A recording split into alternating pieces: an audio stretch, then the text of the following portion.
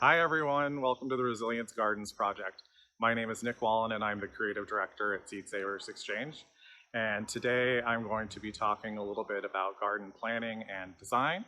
As you can see, I'm not at Heritage Farm with everyone else. I'm at my home in Northeast Iowa where I'm working on the 2021 catalog.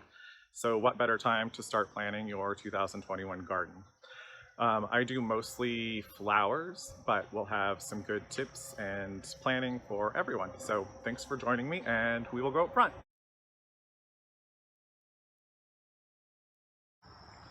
Okay, the first step of garden planning and design is deciding what kind of garden you're going to have and what's going to go in it and where it's going to go. It doesn't sound that difficult, but when you actually start to lay it out, it might be.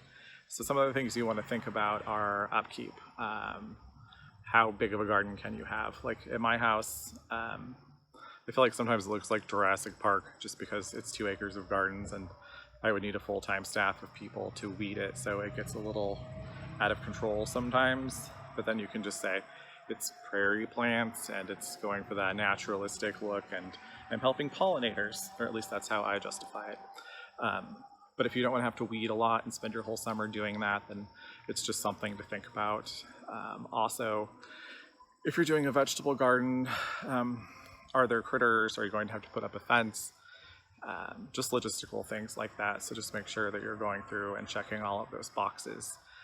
You also want to think about what USDA hardiness zone you're in. So I'm right outside of Decorah and we're zone 4B, so it gets really cold here. We have 120, 150 day growing season. So just making sure that anything I'm planting has time to grow during that time period. If not, I start a lot of things inside.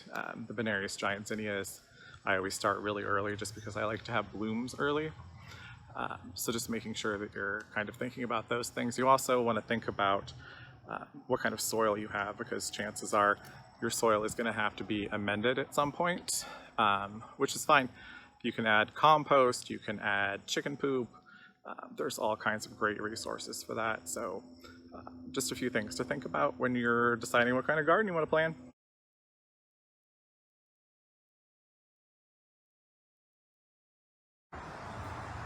So in our yard we have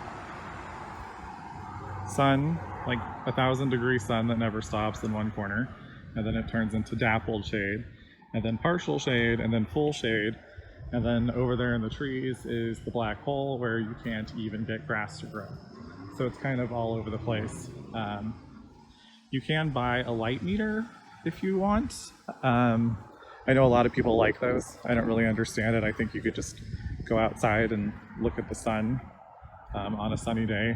Like, I don't know, I think when I did my sun chart, it was like every 2 hours I went outside and just kind of mapped out where my flower beds were and then how much sun they were getting. So I think that's a nice, easy way to do it instead of trying to get a light meter. Just make sure that you have enough sun for what you're trying to plant. We want you to have happy, healthy plants, not sun-starved plants. So definitely think about that.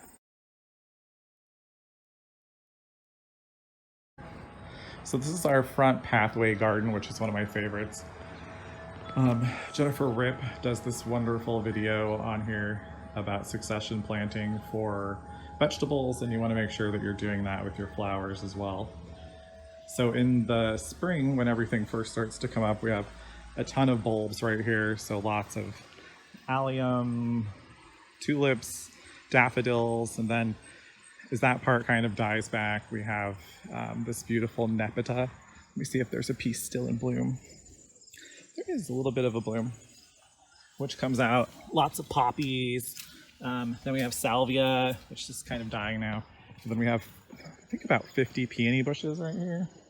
And then as those go away, we have the blue glow echinops, which comes up next, and Venarius giant zinnias, which are amazing. And then the hardy hibiscus, which you can get on the Seed Savers Exchange website. Yeah, so just making sure that you have color. You also want to make sure that you kind of start from low to high when you're doing your gardening planning. So you can't really see it here, but I used a line to make sure, a planting line, which is basically just two big sticks with yarn or twine in between them. So there's a row of hibiscus, and then there's the row of Venerius giant zinnia, and then there's a row of peonies, and then there's the row of salvia, and then the black-eyed Susan, some random coneflower, which I've slowly been pulling out and moving other places, but I love it, so I kind of keep it. And then the lower part is the nepeta. So eventually it'll all fill in and make a nice blanket of color.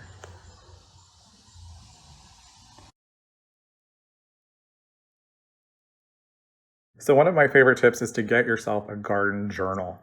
I just love having a garden journal to take with me. You can go out and, mark down bloom times, which plants did well, which ones didn't do well, which ones you need to move, any kind of pests, any kind of issues with bloom, things that need to be fertilized, just good notes so that you can plan for next year or make decisions about what to keep or not keep. It's also great for vegetable gardens. I also like to keep a spreadsheet. This is probably overkill for most people, but I'm a Virgo extremist and I have no other hobbies. So I really like doing it this way.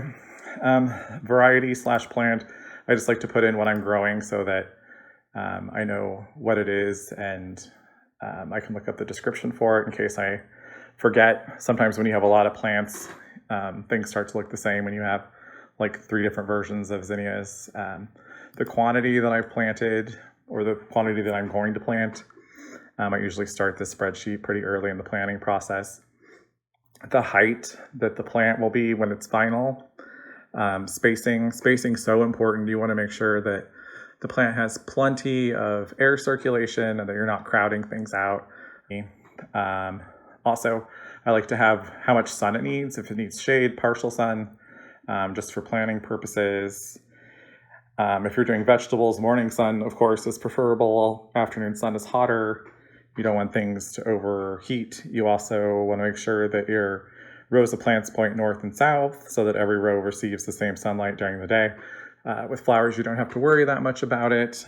I also like to do the bloom time just to make sure that I have my succession of plants. Color, just to track that, things are coming up the way that they should be. Every once in a while you get something funky or a different variety is mixed in. I've also learned to kind of be brutal. I used to want to keep all of my plants. Now I have no problem ripping things out or moving things or giving things away. I also have the location with 12 gardens. I just like to know where I planted things. And then I have a section for any kind of notes. If it wasn't happy, if it didn't grow, a lot of things that I'm just testing to see how they do. Sometimes I'll try and grow plants under different conditions. And then finally, I keep a tab for relocating. That's anything that doesn't do well or that needs to be moved or plants that need to be divided.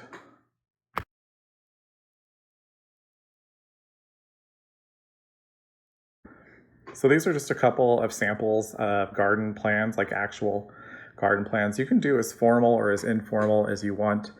I do pretty formal just because I keep a master plan of all of these so that I can have them. You can actually go on Google Maps and get an overhead view of your house if you're doing a new garden and kind of decide where you want things. So that's how I start all of my gardens. And then I go out and I take dimensions, and then I just kind of look through flowers and see what kind of color palette I like. So that's what I did with this one. It's this front sidewalk garden that I'm working on. We're putting in a new arbor. So I wanted to make sure we had lots of things that climb and then lots of different colors. This other garden is our delphinium garden that's new this year. Seed Savers is getting these beautiful Raider blue delphiniums in the 2021 catalog, so you'll make sure that you want to check those out. They're gorgeous. And then this is just kind of an example of a good, strange shaped garden. I had an old clothesline that we kind of had to work around, so I wanted to add some color and some new things. There used to be a big tree that was out there, and the tree fell down in a storm, so we had these beautiful old hostas that I didn't want to get rid of. But it's no longer a shade garden, now it's a full sun garden, so just kind of trying to mix the two worlds and bring in some color to our back door. But like I said, you can do these as simple as you want. Graph paper, is a fantastic option. You can just draw it out. I've done that a lot.